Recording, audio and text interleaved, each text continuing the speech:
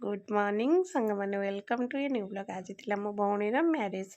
ये एंट्री कला बेलू आम लाल टुकटुक साधव पूरा रेडी होती ब्राइड बेसर पूरा ब्यूटीफुल देखा। देन आम एंट्री करूँ ये स्टार्टर स्टार्ट हो गला।